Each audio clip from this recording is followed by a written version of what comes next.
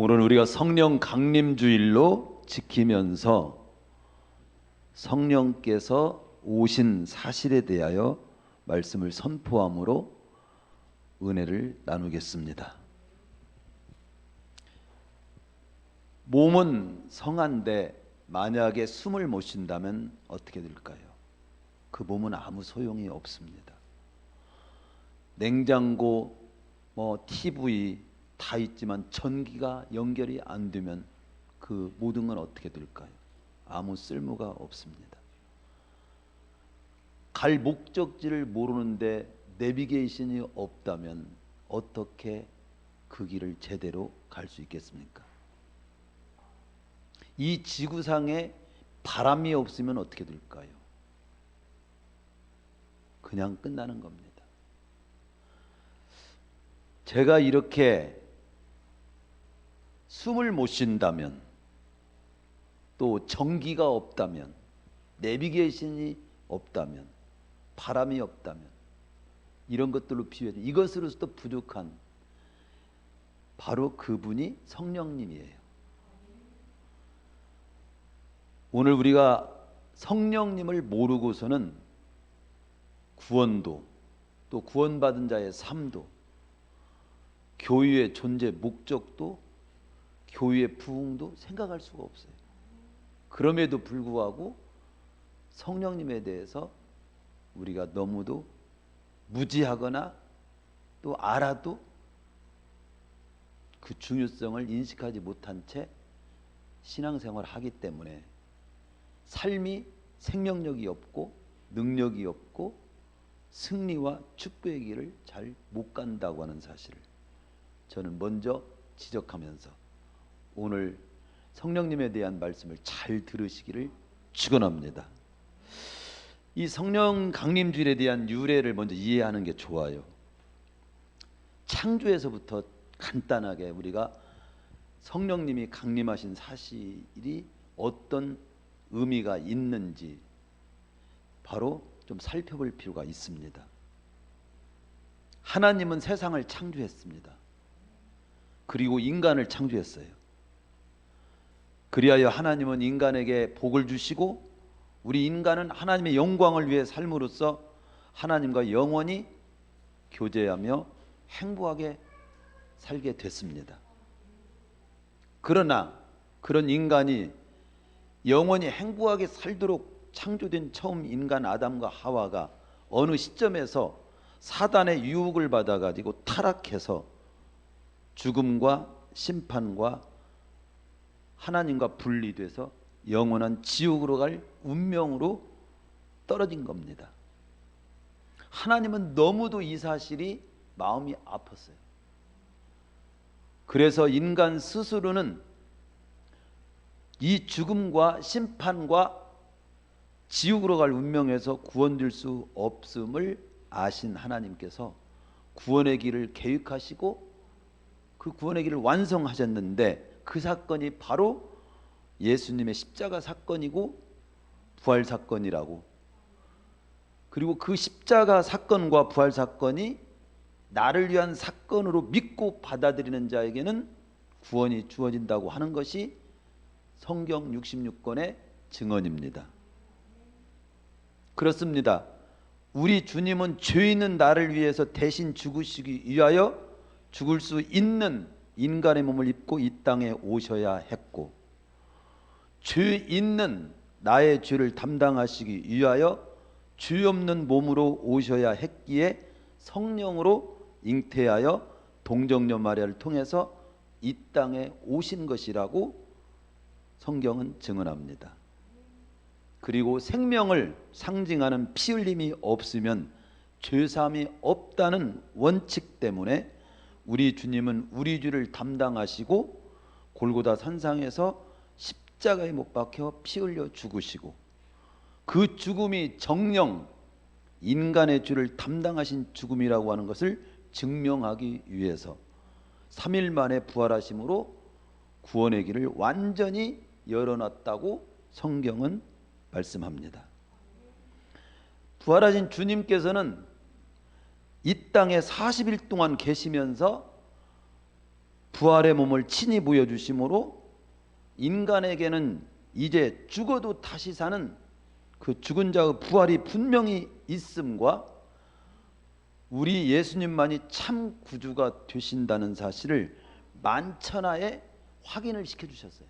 그리고 승천을 하시게 됩니다. 40일 후에 우리 주님은 사도들과 많은 사람들 약 500여 명, 고린도전 15장 6절에 보면 500여 명이 모인 자리에서 지금은 승천교회가 있는 감난산 바로 그 부분에서 너희는 약속하신 성령을 기다리라는 그런 말씀을 남기시고 하늘로 승천을 하시게 됩니다. 그러면 성령이 강림하면 너희는 성령으로 침례를 받고 권능을 받아서 예루살렘과 온 유대와 사마리아 땅끝까지 이르러 내 증인이 되라는 그런 말씀을 마지막으로 남기시고 승천하신 거예요. 승천하시는 주님의 모습을 끝없이 쳐다보고 있는 제자들에게 흰 옷 입은 두 사람이 나타나서 갈릴리 사람들아 어찌하여 서서 하늘을 그렇게 끝없이 쳐다보느냐. 너희 가운데서 하늘로 올리우신 이 예수는 하늘로 가심을 본 그대로 오시리라. 바로 이 말씀을 남기시고 승천하셨다는 것이 사도행전 1장 4절 이하 11절에 나오는 내용입니다. 그래서 마지막에 성령이 다시 강림할 거라는 오신다는 그 약속을 믿고 제자들은 감람원이라고 하는 산에서 돌아와 가지고 저희들이 유하는 예루살렘의 한 다락방, 마가의 다락방으로 알려지고 있습니다. 여기에 모여서 12제자를 중심으로 120명 정도, 500명이 일시에 성령을 주신다고 하는 소리를 들었는데도 거기에 380여 명은 어디론가 떠나고 120여 명 정도가 마가의 다락방에 모여가지고 전혀 기도에 힘쓰면서 성령을 보내주자는 약속을 기다리고 있는 중에 부활 후 50일째 되는 날, 그리고 승천하신 후 10일째 되는 날, 그 모인 자리에 호련히 급하고 강한 바람, 성령의 강한 역사를 말하는 거예요. 바람과 같은 소리와 함께 불의 혀같이 갈라지는 것이 보이면서 각 사람 위에 성령이 막 임해가지고 충만함을 입고 성령의 말하게 하심을 따라서 막 방언으로 말을 하기 시작을 합니다. 놀라운 사실은 그 자리에 각국으로부터 여러 나라에서 모인 경건한 유대인들이 있었는데 각자의 나라의 말로 다 알아듣게 되는 놀라운 환경을 보게 되는 거예요. 이에 그곳에 모인 사람 중에 어떤 이는 대체 이게 어찌된 일입니까? 어떤 사람들은 저 사람들이 술에 취한 것이 아니냐 하며 조롱하기도 했다고 사도행전 2장 13절은 표현합니다. 그날 성령이 강림하신 거예요. 성령이 강림하신 오순절날 그 자리에서 베드로가 성령에 막 붙들려 가지고 충만함을 입고 거기에 있는 유대인과 예루살렘에 사는 모든 거기서 모인 사람들에게 내 말을 들어보라고 성령이 충만해 가지고 성령이 붙들려 설교를 합니다. 바로 사도행전 2장 14절에 30절이 성령 강림하신 날 성령 충만을 받고 베드로가 최초의 주님을 증언한 설교예요. 그 베드로가 외친 말씀의 요지를 보면 온 예루살렘 여러분은 아십시오. 여러분이 십자가에 못 박아 죽인 예수님은 이 예수님은 하나님께서 주와 메시아로 삼으신 사실에 대해서 이제 더 이상 의심할 필요가 없습니다. 그러니 회개하고 이 예수를 믿고 침례받고 죄사함을 받고 구원을 얻으십시오. 그리하면 성령을 선물로 받게 될 것입니다. 됩니다. 거기에 보면 2장 38절에 그렇게 나오잖아요. 아울러서 이런 성령을 받는 것은 어느 특정한 사람만이 아니라 지역과 인종과 남녀 모든 것 다 초월해서 관계없이 누구든지 예수님을 그리스도로 믿고 받아들이는 자에게 주신다는 약속입니다. 그러자 그 베드로의 설교를 말씀을 듣고 주님을 그 시간에 믿기로 작정한 사람이 3,000명이나 됐어요. 3,000명. 그러니까 3,000명 이상이 모였다는 거죠. 거의 대부분이 거기 있는 사람들은 다 믿기로 결정한 거죠. 바로 이 날을 기념한 날이 성령 강림 주일이요. 유래를 창세기서부터 제가 간단하게 지금 말씀을 드린 거예요. 성령 강림하신 주일을 기념하면서 성령에 관한 많은 내용을 다 어떻게 말할 수 있겠어요? 몇 가지 성령이 꼭 기본적으로 정말 알아야 될 성령에 관한 이해를 돕는 핵심적인 말씀을 오늘 정리해서 드리려고 합니다. 그 첫 번째가 뭐냐? 그 첫 번째 주제만 띄워줘. 첫 번째 뭐냐? 성령님은 누구시냐? 성령님 대체 누구시냐? 대체 성령님은 누구십니까? 이 누구십니까라고 이 질문을 한 것도 이거 제대로 질문한 거예요. 성령은 뭐요? 이렇게 질문할 때가 있었어. 성령은 하나님의 영이십니다. 곧 하나님이시라는 거예요. 그리스도의 영이시고 하나님의 영이십니다. 성령은 하나님이시라는 거예요. 하나님. 성령이 하나님. 하나님에 대해서 성부 하나님, 성자 하나님, 성령 하나님, 성령 강림으로 인해서 하나님이 어떤 하나님인가 온전하게 완성된 시간이야. 온전하게 알게 된, 표현된 시간이 바로 성령 강림주의를 통해서 하나님의 속성에 대해서 온전하게 알게 된 시점이 성령 강림으로 하나님에 대해서 온전히 알게 된, 삼위일체 하나님에 대해서 온전히 깨닫게 되고 알게 된 시점이 성령 강림주의를 통해서 이루어진 겁니다.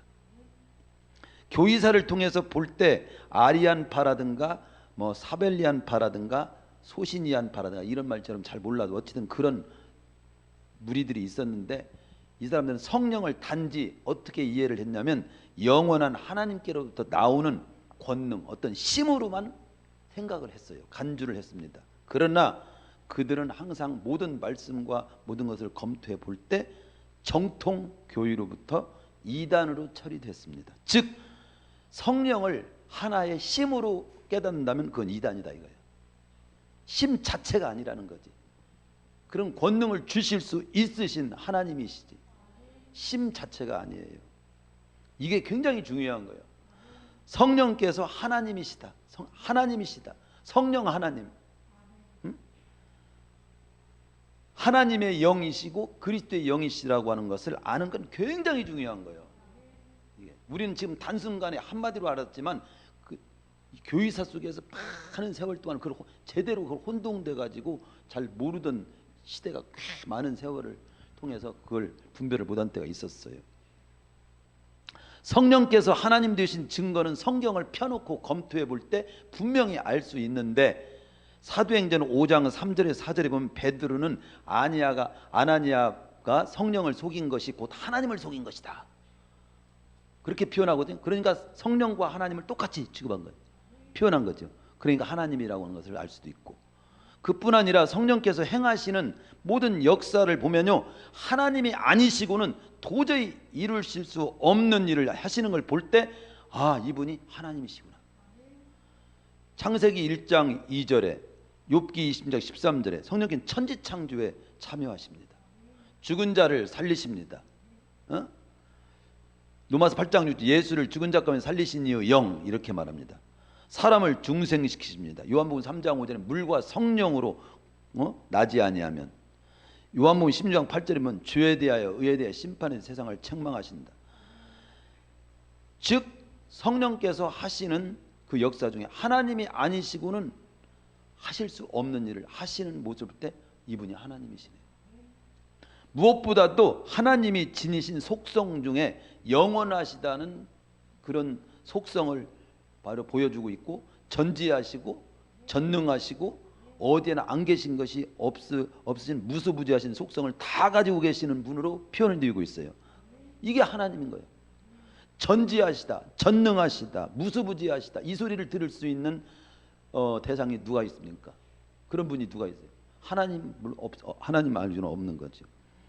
예를 들어서 시브리서 9장 14절 영원하신 성령, 고린도서 2장 14절은 전지하신 성령은 모든 것 하나님의 기쁜 것이라 통달하시는 분으로, 누가복음 1장 35절이면 성령이 내게 임하시고 지키 돕신 능력 전능하신 분으로, 시편 139편 7절에 8절에 보면 내가 주의 신을 떠나 어디로 가며 어디로 피하리까? 내가 하늘에 올라갈지라도 거기 계시며 음부에 내 자리를 펼지라도 거기 계시냐. 무수부지하신 하나님 분으로 표현하고 있어요. 성령은 그리스도의 영이요. 로마서 8장 9절 누구든지 그리스도의 영이 없으면 그리스도의 사람이 아니니라. 성령은 하나님의 성령, 하나님의 영, 그리스도의 영, 예수의 영 다 똑같은 표현이에요. 곧 하나님의 다른 이름이야. 성령은. 즉 성령은 육체를 입지 않은 그리스도의 영입니다. 성령 강림의 날은 육체를 입지 않은 그리스도의 영이 다시금 강림하신 거예요. 주님의 영이, 한마디로 그리스도의 영이, 하나님의 영이. 그래서 요한복음 14장 28절에서는 내가 갔다가 다시 온다는 말씀을 한 겁니다. 구원의 길을 열어놓으실 때는 육체를 입고 오셔야 했어요. 왜? 그냥 죽으셔야 했기 때문에. 그러나 구원의 길을 이제 완성하신 것을 계속 이루어 가시는 일은 육체가 필요 없어. 그래서 성령으로 다시 오신 거예요. 이제 완성된 구원의 길을 통해서 구원을 받고 구원을 받은 성도들을 고아와 같이 버려두지 아니하고 함께 하시며 영원히 인도하시기 위해서는 육체는 더 이상 이제 필요 없기에 육체가 없는 영으로 오셔서 그 역사를 이루시는 것입니다. 요한복음 15장 26절의 말씀을 보면 진리의 성령으로 다시 오실 때 그가 나를 증거하실 것이요. 그리스도를 증거하시기 위해서, 그래서 구원받도록 하기 위해서 이 땅에 다시금 영으로 강림하셨기에 그리스도의 영이라고도 표현하는 겁니다. 성령님은 누구신가? 하나님의 영이시다. 하나님 바로 그분이시다. 성부 하나님, 성자 하나님과 함께 성령 하나님이라고 우리는 불러야 할 뿐이다.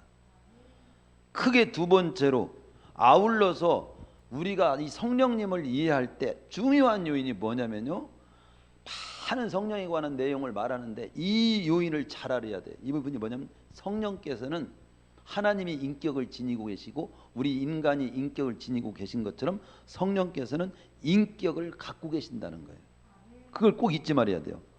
그래야 그분을 어떻게 대하고 그분과 어떻게 관계를 맺고 그분께 어떻게 순종하며 그분을 어떻게 의지하며 이런 것들을 잘 맺을 수가 있어. 관계를. 즉 성령께서는 인격적 속성을 모두 갖고 계신 분이다. 즉 무슨 말이냐면 인격이라고 하는 것은 지적인 지성, 그 다음에 정적인 부분, 의지적인 부분을 말합니다. 지성을 갖고 계신 분이요. 고린도 2장 10절에 보면 성령은 모든 것 곧 하나님의 기쁜 것이라 통달하신, 훤히 아신다 이 말이지. 모든 걸 아시는 분이야. 또 감정도 지니고 있어. 성령님은 에베소 4장 3절은 그래서 하나님의 성령을 근심하게 하지 말. 여러분 감정이 없는 사람은 근심도 없고 기뻐할 수도 없고 그런 게 없어. 감정이 있는 사람만이, 감정이 있는 사람만이 웃을 수도 있고 슬퍼하기도 하고 분노하기도 하는 거야. 바로 그런 감정을 갖고 계신 분이 성령님이야. 성령님도 또 의지를 갖고 계셔. 고린도 12장 11절에 보면 한 성령이 행하사 그 뜻대로 각 사람 뜻을 가지고 계시다 이 말이에요. 뜻.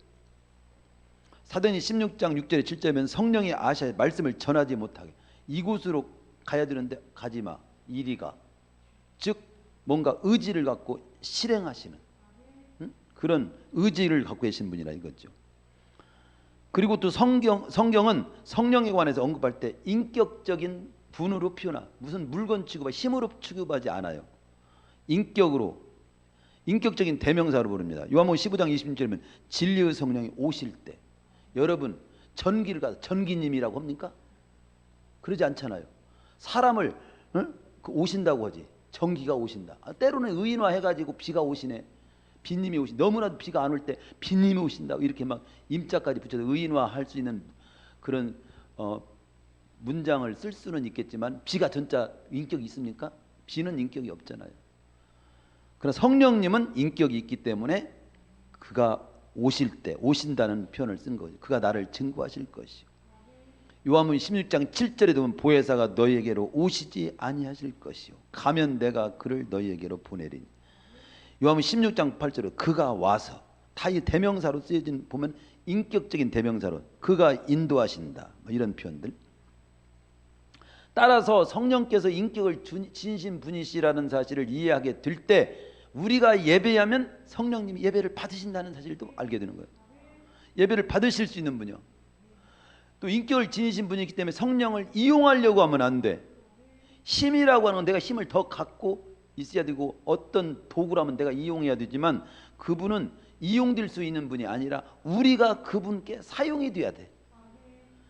성령을 갖다가 이용하려고 하는 성령을 뭐 많이 받아야 된다고 성령을 받으라니까 뭐 성령을 많이 받을수록 좋다고 표현을 받으라는 표현으로 했지만 그 받으라는 표현은 그런 면에서 막 심으로 이렇게 생각해서 받으라는 표현이 아닙니다. 성령은 이용하려고 해서는 안 된다. 그분께 우리가 사용되어야 할 분이다. 만약 성령이 힘이라면 우리가 그 힘을 이용하기 위해서 어떻게 하든지 많이 받아서 이용하려고 할 겁니다. 그러나 인격이신 하나님이심으로 그분께 사용되기를 위해서 항상 겸손히 그리고 그분을 갈망하고 그분이 어떻게 역사하신가를 우리는 쳐다봐야 되는 거죠. 그게 우리의 성령님을 대하는 태도가 되어야 되는 겁니다. 또한 인격을 지니신 분이시기 때문에 성령은 우리의 사정을 이해하고 도우실 수 있는 분이요. 돌이나 나무 심 등은 우리의 돌아, 내가 얼마나 마음이 슬픈지 알아? 내 사정이 지금 얼마나 힘든지 알아? 그러면 돌이 다 알아요. 그런 돌이 있어? 돼지한테 가갖고 돼지야 밥만 처먹지 말고 내 슬픈 사연 좀 들어보자고 돼지가 잠깐 그럼 밥 안 먹고 들어볼게 이럽니까? 그렇게 할 수가 없어. 짐승이나 돌은 할 수 없어. 인격을 지니시면 성령님은 인격을 지니신 분이기 때문에 우리의 사정을 이해하고 도우실 수 있는 분이야. 그래서 우리의 사정을 낱낱이 아시고 성령님 내가 이렇습니다. 내가 이게 슬픕니다. 이렇게 이 교제가 가능해. 대화할 수 있어. 아릴 수 있어. 그럼 들으셔. 그렇게 인격을 지니신 분이라고 하는 걸 이해하는 것이 굉장히 중요한 거예요. 다음 세 번째 우리가 알아야 될 것은 세 번째는 하나님의 영 그리스도의 영이신 성령께서 주님께서 부활 승천하시는 이 땅에 대체 그분이 왜 강림하셨냐? 그걸 알아야 돼. 첫 번째는 그겁니다. 예수님을 통해서 완성하신 인간의 구원 구속 사역을 계속하시기 위해서 그런 거예요. 계속하시기 위해서. 우리 주님의 이루신 일을 계속 이루어 가시기 위해서 영으로 다시 강림하신 거예요. 그래서 사도행전 1장 8절에 밝히기를 성령을 받고 권능을 받으면 예루살렘과 온 유대와 사마리아의 땅끝까지 이르러 내 증인이 되라. 그렇게 말씀하신 거죠. 오늘 본문에서도 120문도들이 성령의 충만을 받고 난 후에 시작한 것이 제일 먼저 시작한 일이 뭐냐면 주님이 예수님이 구주십니다. 이 예수님을 믿고 구원받으세요. 더 이상 의심할 필요 없잖아요. 이렇게 베드로를 통해서 강력히 성령의 충만함을 입고 베드로가 십자가에 못 박혀 죽임을 당하신 이 예수님은 메시아가 사실인 것은 더 이상 의심할 여지가 없다는 것과 이 예수님을 믿으면 구원받게 된다는 것을 증언하는 일을 성령 충만해 가지고 그것을 선포하는 거예요. 그날에 3,000명이나 죽게 이르는 역사를 이룬 걸 봅니다. 그렇습니다. 성부 하나님께서 구원을 계획하셨고 성자 하나님께서 구원을 이 땅에 이루셨고 성령 하나님께서 이제 세상 끝날까지 그 완성된 열어놓은 구원의 길을 이루어 가시는 거예요. 이게 따라서 성령의 역사를 조금 보면 불신자를 향해서는 이 땅에 강림된 성령께서는 불신자로 하여금 죄에 대하여 깨닫게 하고 예수님을 왜 믿어야 되는지 예수님이 어떤 분이신지를 알게 할 때 역사하십니다. 우리가 복음을 전할 때 그냥 성령님이 역사하는 거예요. 지금도 내가 예수를 왜 믿어야 되는지 이런 분에게 복음을 전해주고 설명해줄 때 역사하시는 영이 성령님이야. 그래서 요한복음 14장 7절에서는 저는 진리의 영이라고 이렇게 말씀하고 있습니다. 그리고 요한복음 16장 8절 이하에 보면 불신자름 죄에 대하여 의에 대하여 심판에 대해서 깨닫게 하는 역사, 책망하시는 일을 하신다. 요한복음 16장 13절에 진리의 성령이 오시면 너희를 모든 진리 가운데로 인도해 주실 거다. 그래서 진리의 영이신 성령께서 불신자들에게는, 즉 주님을 모르는 자들은 자신이 죄진 상태에 있음을 깨우쳐주는 역사를 하시고, 이러한 일은 인간의 방법으로는 안 되는 거예요. 오직 인간의 마음과 양심 속에 성경 말씀이 살아 움직이도록 성령님께서 역사하실 때 믿어지고 받아들이게 되는 거죠. 그래서 여러분이 예수님을 지금 성령이 역사했느냐, 예수님을 내가 믿고 싶은 마음이 생겼고 믿게 된 사람은 이미 성령이 역사한 사람이에요. 요한복음 3장 5절에 보면 거듭나는 것이 물과 성령으로 나지 아니하면 하나님 나라에 들어갈 수 없느니라. 즉 거듭남, 즉 구원은 말씀과 성령의 역사가 없이는 이루어질 수가 없다는 거죠. 그리고 예수님이 어떤 분이신지를 계시하시는 역사를 성령님이 하십니다.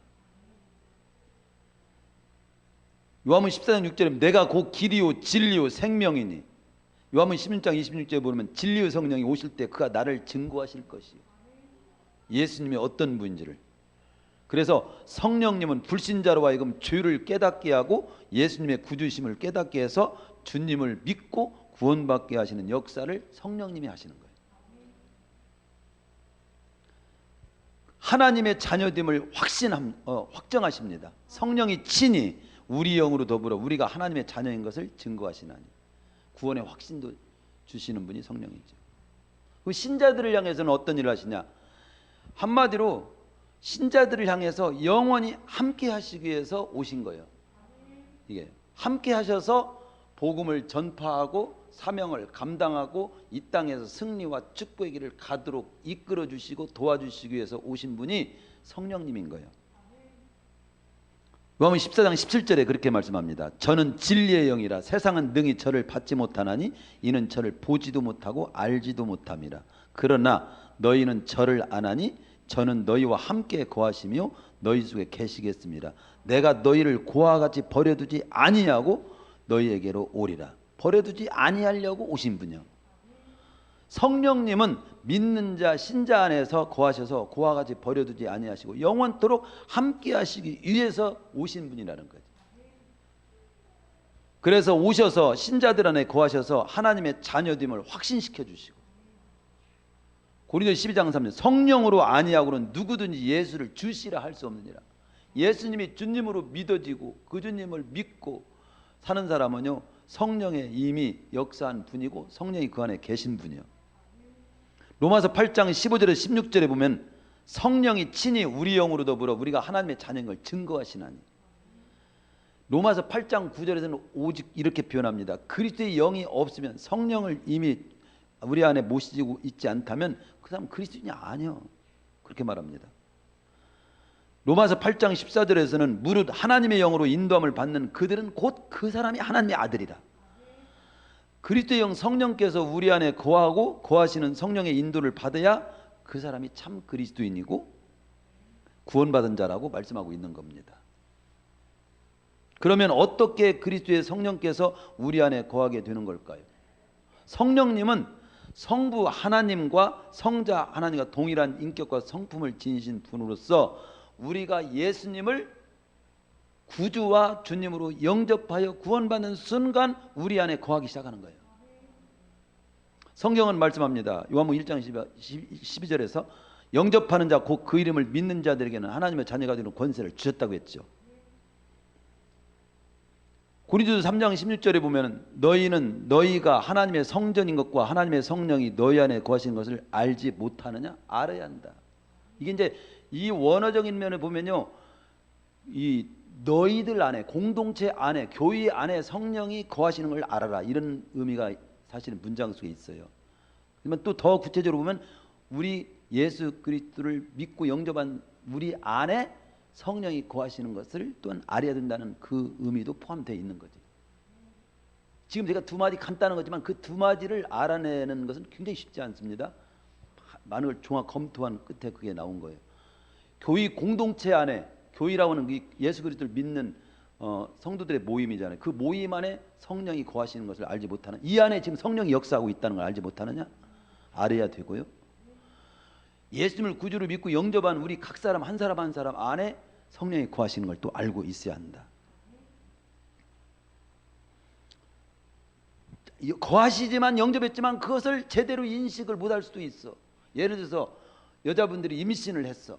그런데 임신을 하고도 내가 임신했나 안 했나를 모를 수도 혹 있어. 예. 그런데 그와 비슷한 거죠. 근데 알아야 된다 이거지. 사도행전 2장 3절 베드로가 이르되 너희가 회개하여 각각 예수 그리스도의 이름으로 침례를 받고 죄사함을 받으라. 그리하면 성령을 선물로 받으리니. 예? 요한복음 14장 17절에 보면 그는 진리의 영이라 세상은 능히 그를 받지 못하나니 이는 그를 보지도 못하고 알지도 못함이라. 그러나 너희는 그를 아나니 그는 너희와 함께 거하시며 너희 속에 계시겠습니다. 우리 속에 거하시기 때문에 알 수 있다. 요한일서 5장 12절에 보면 아들이 있는 자에는 생명이 있고 아들이 없는 자에게는 생명이 없다. 아울러서 구원받은 신자들의 연약함을 도우시고 이 땅에서 우리 연약함을 도우시고 확신 주시고 복음 전파하게 하시고 사명 감당하게 하시고 그리고 그래서 연약함을 도우시면서 이끌어 주시면서 이 모든 일을 하시고 성화 그리스도 형상을 이루도록 하고 그리고 영화에 이르도록 주님 영원한 그 부활 이후의 세상 온전히 이제 죄를 지을 수도 없고 완전히 온전히 부활할 몸으로 변화되는 그때까지 영원토록 함께 해주시기 위해서 오신 분. 그러니까 연약함을 도우시고 성화 영화에 이르기까지 영원토록 함께하여 주실 분으로 오신 분이 성령님이라고. 로마서 8장 26절에 이와 같이 성령도 우리 연약함을 도우시나니 연약함을 도우시는 분. 로마서 8장 29절 또한 그 아들의 형상을 본받게 형상 성화를 이루게 하시는 분. 그래서 로마서 8장 30절에 보면은 미리 정하신 그들을 또한 부르시고 부르신 그들을 또한 의롭다 하시고 의롭다 하신 그들을 또한 영화롭게 하시는 역사를 하시는 분이 성령님이에요. 요한복음 14장 16절에도 보면은 내가 아버지께 구하겠으니 그가 또 다른 보혜사를 너희에게 주사 영원토록 너희와 함께 있게 하시리니.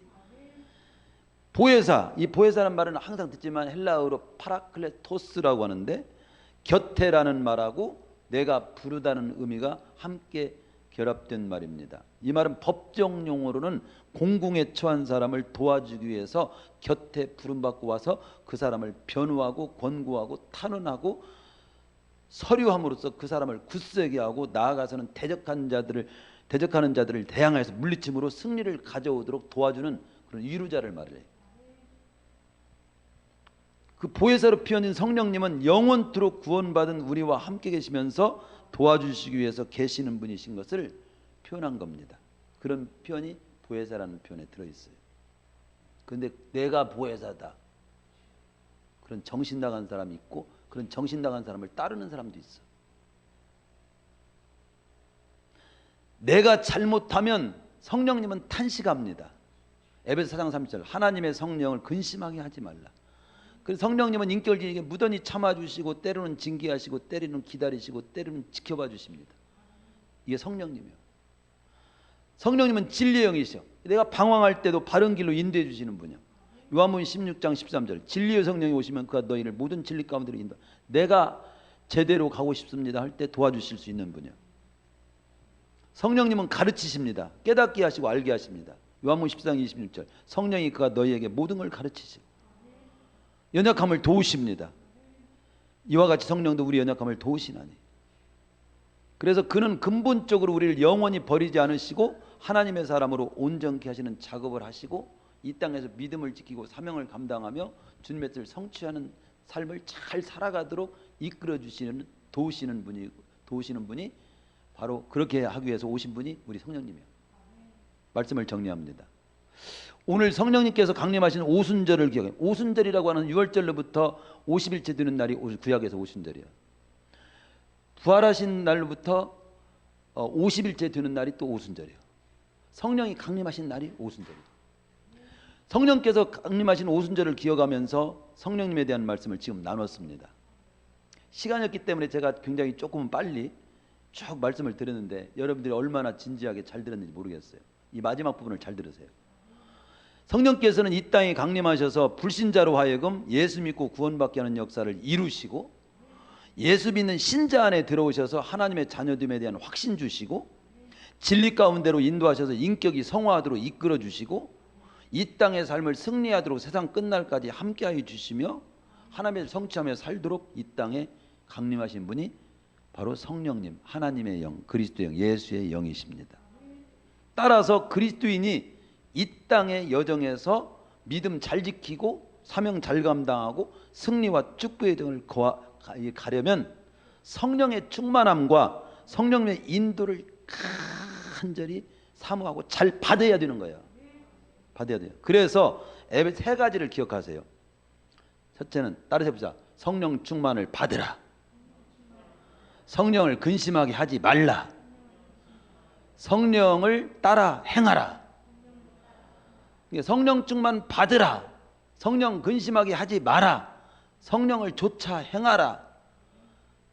조차 행하라는 말 오늘 번역에서는 성령을 따라 살아라, 행하라 이렇게 나온 거예요. 에베소 5장 18절에 술 취하지 말라. 이는 방탕한 것이니 오직 성령의 충만을 받으라. 술을 많이 마시면 곤드레가 되고 제대로 못 가고 거기에 술에 잡히듯이 우리는 성령에 취하라 이 말이에요. 성령의 충만, 성령의 충만을 받으라니까 막 채우는 걸 생각해 막. 그런데 채우는 것이 아니고 성령님께 온전히 나를 맡기는 거예요. 온전히 나를 다스리시옵소서, 온전히 인도하여 주옵소서. 그게 성령 충만을 자세야. 그리고 근심하게 하지 말라. 근심하게 하지 말라고 에베소 4장 30절에 말씀하면서 31절에는 그 근심하게 하지 말라는 말이 이런 것들로 이렇게 근심하고 뭔가를 좀 설명을 해줍니다. 모든 악독과 모든 노함과 분냄과 떠드는 것과 비방하는 것을 모든 악의와 함께 버리고 서로 친절하게 하며 불쌍히 여기며 서로 용서하기를 하나님이 그리스도 안에서 너희를 용서하신 것 같이 하라. 이게 바로 성령을 근심하게 하지 않는 태도예요. 그냥 해야 되는데 용서하지 않고 이를 갈고 오히려 더 안 믿는 사람보다 더 그런 강팍한 마음을 갖고 있다. 이건 성령과는 관계없이 사는 사람이지. 모든 악독을 품고 있고 노함을 가지고 분내고 떠들고 비방, 이건 성령이 근심하는 모습이에요. 서로 친절하게 하고 불쌍히 여기고 서로 용서하기를 하나님의 그리스도의 용서하는 같이 하는 모습을 지니는 것이 성령이 기뻐하는 모습이에요. 성령을 근심하게 하는 일을 하지 말고 성령을 따라 행하라. 성령을 따라 모든 만사를 추구하는 거죠. 구약의 요셉을 일컬어서 바로는 하나님의 영에 감동된 사람이라고, 성령에 막 감동된 사람이라고 창세기 41장 38절에 그렇게 나옵니다. 다윗을 일컬어서도 여호와의 영에 크게 감동된 사람이라고, 사무엘상 10장. 즉 한마디로 무슨 말입니까? 축복된 삶, 승리의 삶을 살아간 믿음의 선지들을 보면은 성령의 충만한 감동을 받은 사람들이라는 거예요. 그런 사람들이 축복과 승리의 길을 갔다 이 말이에요. 신약의 베드로도 성령 충만하고 바울이 성령에 붙들린 자였습니다. 그리고 특별히 우리가 깨달을 단순한 것 중에 알아야 될 것은 성령의 충만한 감동을 받으면 말씀을 들을 때도 크게 두 가지 역사가 따르게 되는 걸 깨닫고 제가 항상 기도하잖아요. 말씀 들을 때마다 깨닫게 하는 역사. 한 가지가 말씀을 들으면 성령이 역사하면요, 깨닫게 되는 역사가 따라. 성령 깨닫게 하는. 그 다음에 또 다른 역사는 깨달은 걸 행할 능력이 입혀지는 역사를 해요. 입혀주는. 사람이 왜 잘 되지 못하냐면요, 깨닫지를 못하니까 잘 되지 못하는 거예요. 진짜 깨닫지를 못해요. 속 터져 진짜 깨닫지 못해요. 그런데 또 깨달았어도 열매를 맺지 못하고 승리를 거두지 못하는 것은 깨달은 바를 행하지 못하기 때문에 그래요. 그런데 깨닫는 그게 내 힘으로 안 되거든. 잘하는 성령님을 의지해야 돼. 깨닫는 은혜를 구하십시오. 성령님을. 그리고 깨달은 그 바를 행할 능력을 달라고. 그러면 나를 내어드려. 그러면 내어드리는 순간 성령의 능력을 체험하게 돼. 그걸 내일 아침부터 한번 시험해봐. 새벽 기도를 도무지 나는 못하겠어. 그러면 새벽 기도를 해야 된다. 그런 깨달음이 왔어. 한번 그냥 벅벅 기면서라도 한번 내어드려봐. 할 수 있게 돼요. 능력이 그 순간 입혀져. 스가랴 4장 6절에 이는 힘으로 되지 않냐며 능으로 되지 않냐 오직 나의 신으로 되느니라. 성령의 도움을 받으면 어떤 일도 가능하게 되는 거예요. 내 힘으로 안 되는 거 되는 겁니다. 주 안에서 잘 뛰고 승리하려면 깨달음과 행할 능력을 겸비해야 되는데 이 두 가지를 겸하려면 성령의 충만함을 받아야 됩니다. 그래서 예배에 동참한 우리 성도님들은 성령님이 이 땅에 강림하신 것을 믿으십시오. 믿는 우리 안에 거하심을 잊지 마십시오. 그리고 성령의 충만을 받아 인도를 받고 살면 이 땅의 삶을 승리하게 됨을 확신하고 성령 충만함을 항상 발망하시고 기도하십시오. 그리고 사도행전 1장 8절의 말씀처럼 성령의 권능을 힘입어서 이 땅에서 하나님의 뜻을 성취하며 축복과 승리의 정을 그래서 가시는 우리 성도님들, 저와 여러분 되시기를 축원합니다.